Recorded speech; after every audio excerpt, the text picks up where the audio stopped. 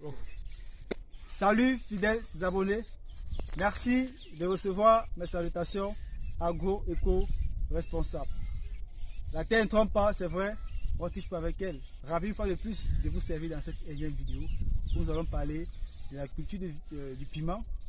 Alors dans cette vidéo chez les agripreneurs, il faut dire que produire c'est bien, mais vendre avant de produire c'est encore mieux. Dans cette vidéo, nous allons aborder l'histoire d'une jeune agricultrice, d'une jeune productrice au nom d'Isabelle.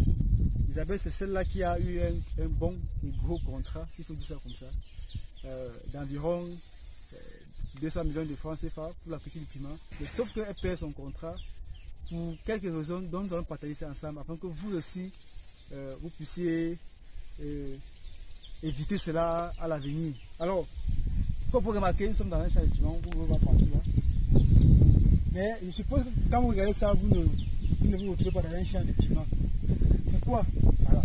Il faut dire que la première erreur que Isabelle fait dans la mise en œuvre de son projet pour satisfaire son client afin de garantir son contrat et rentabiliser ses 200 millions de francs CFA, c'est l'acquisition des semences.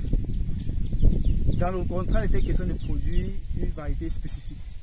Maintenant, Isabelle, au cours du processus, accuse du retard dans la mise en œuvre du projet. Par conséquent, étant dans le groupe WhatsApp, bon, elle voit les offres, quoi, plan de piment disponibles, voilà, et tout ça. Et puis elle se lance, elle appelle le monsieur, et puis voilà, vous avez des plans de piment, et puis vous avez des plans de piment, moi je veux telle variété. Puis le monsieur rassure effectivement que oui, j'ai effectivement différentes variétés, même la variété dont vous voulez. Isabelle ne maîtrisant pas et autres, elle a fait confiance. Le monsieur lui met les plans. Sauf que quelques semaines, quelques mois après, on se rend compte effectivement que ce n'est déjà pas la variété désirée par l'acquéreur. Donc vous voyez là maintenant que ça crée déjà un couple, vous voyez que le contrat déjà là-bas est raté déjà à la base. Maintenant donc, allons plus loin pour maintenant parler de la culture du piment en elle-même, puisque là déjà, le fait que Isabelle ne respecte pas la variété, ça rate déjà le programme, puisque l'acquéreur voulait une variété spécifique pour un travail final, pour une production spécifique. Mais vu que la variété qui est produite déjà au champ est une variété tout venant, il s'est vu ne plus prendre le piment. Maintenant, revenons dans la production et la culture du piment pour dire qu'ici, dans cette exploitation, il y a beaucoup de manquements. Déjà, il faut voir comment le champ se comporte. Le champ est bien vraiment sale, comme vous pouvez voir, ce qui n'est pas bon. Alors, il serait important de faire un très bon nettoyage déjà. J'espère qu'à la fin de la vidéo, vous allez voir un peu comment est-ce qu'un champ de piment doit être, comment est-ce qu'il doit être nettoyé. Alors, il faut dire déjà qu'en premier, les plants ici, à cette taille-ci, on doit avoir les plants à cette taille-ci, vu que ça fait un bon bout.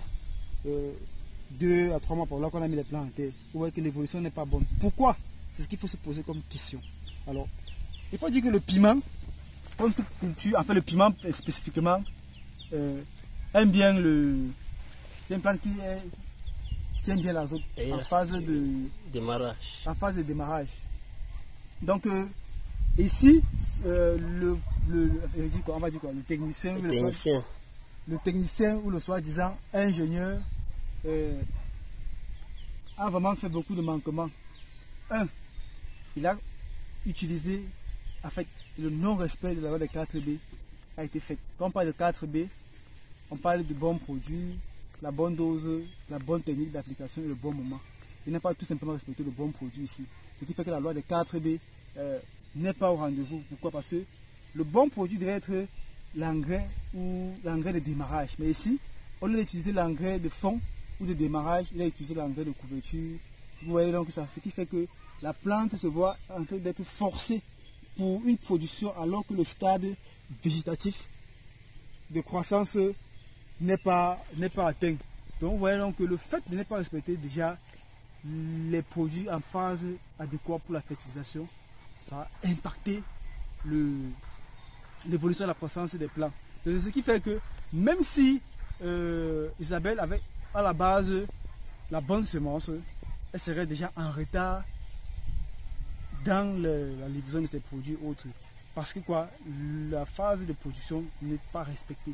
Vous voyez donc que les plants sont tout rabougri, la croissance n'est pas bonne, et la floraison est déjà faite, alors que la floraison n'est pas faite à ce stade-ci. Parce que comme vous avez les plants qui vous donnent à ce stade-ci les fruits, les trucs comme ça, voilà que la plante n'est pas vraiment préparée à apporter assez de fruits, ce qui fait que la qualité des fruits ne sera pas bonne, elles ne vont pas très bien grossir, et vous voyez que vous n'aurez pas vraiment de très bons trucs à la base. Vous voyez maintenant que on a un problème de chlorose. Vous voyez, la chlorose, c'est le manque d'azote. Ça se manifeste par le jaunissement des feuilles, comme vous voyez là. Et ces feuilles qui sont toutes rabougries et renfermées ne peuvent pas mieux faire la photosynthèse pour mieux se déployer et donner davantage de fruits de qualité et en quantité. Parce qu'il faut se dire que là, quand c'est comme ça, là, le rendement sera fait. Pourquoi? Parce qu'il faut bien pouvoir apporter des engrais de croissance afin que les plantes puissent mieux déployer les branches et puis maximiser avec la floraison pour que le rendement puisse être efficace. Donc chez les agripreneurs, c'était ça en fait. La première erreur, c'est le choix de la semence. La deuxième erreur, c'est le non-respect de la loi des 4D. Et la troisième erreur, c'est le non-respect de la loi des 4S. Pourquoi? Parce que la 4S ici, dans la 4S, on voit la semence, on voit le suivi. Vous regardez un champ de piment qui aspire à être vendu à un promoteur ou un champ de piment qui a reçu un contrat. Ça ne ressemble pas à ça. Vraiment. Imaginez vous-même si c'est vous-même qui êtes prêt à prendre les plants ici. Dès que vous arrivez sur le site, ça décourage, c'est pas encourageant. Donc, ça devrait vraiment être des champs qui puissent être bien propres. Donc, pourquoi est-ce que la vidéo en fait c'est pour vous sensibiliser, vous qui voulez vous lancer dans le piment. C'est une très bonne culture qui est rentable. Il y a beaucoup de marchés qui existent, il y a beaucoup de contrats qui existent. Isabelle par exemple a signé un contrat de 200 millions, mais elle a perdu son contrat. Pourquoi? Parce qu'elle n'a pas pu respecter la loi des 4S, la loi des 4. Si vous voulez vous lancer, peu importe le produit, rassurez-vous vraiment de mettre en exergue ces lois. La loi des 4S, la loi des 4. Si elle avait respecté cela, son contrat serait encore d'actualité. Vous voyez qu'elle perd dans son contrat, faute de cela. Donc, il est important, vous qui vous lancez dans le piment, dans toute votre culture, vraiment de respecter ces lois-là. Vous voyez même qu'on a les plastiques qui sont là. Ces plastiques-ci, ici on a le plastique, ici on a le plastique. Vous voyez, ici on n'a pas de plastique. Ici on n'a pas de plastique. Où sont passés ces plastiques? C'est au champ. C'est-à-dire que le vent, quand le vent souffle, ça enlève les plastiques, ça tombe au champ. Ça seulement ça pollue le sol et ça limite le taux d'infiltration d'eau au champ. Donc vraiment ça ne sert à rien de faire les plans, les tuteurs et de mettre les plastiques dessus. C'est pas bon pour l'environnement et pour votre sol, et non vraiment bon pour vos plans. Donc, chers agripreneurs, j'espère que vous avez appris de cette vidéo et que vous saurez mettre en pratique les conseils reçus dans cette vidéo. Car on ne produit pas pour le plaisir de la terre, on produit pour du business, c'est pour la vente. L'agriculture c'est du business, ce n'est pas une activité où vous venez faire parce que vous avez un peu d'argent, vous voulez aussi jeter quelque part, une activité secondaire. Non, il faut prendre cela comme une entreprise que vous avez créée et vous rassurer que les choses fonctionnent, les marchés très bien. Donc j'espère que cette histoire d'Isabelle va vous motiver, va vous apprendre, va vous édifier afin que vous aussi, vous ne puissiez pas peut-être perdre des contrats comme ça, de perdre beaucoup de production. Non. Il est important pour la culture du piment, pour conclure, de respecter vraiment le processus de croissance lorsque vous mettez les plantes. Puisque lorsque les plants perdent le démarrage, c'est très compliqué.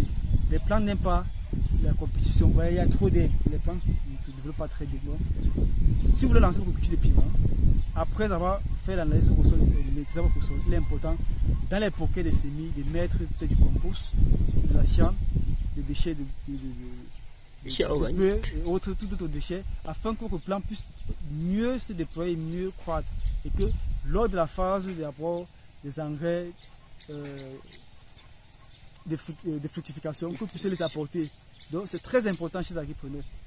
Disons-nous à très bientôt pour une vidéo encore plus intéressante, encore plus alléchante. Vive l'agriculture africaine, vive l'agroafricanisme. C'était comme ça pour vous le Chantina agroafricain, pour vous booster et développer votre mindset agricole. À très bientôt. Bye bye.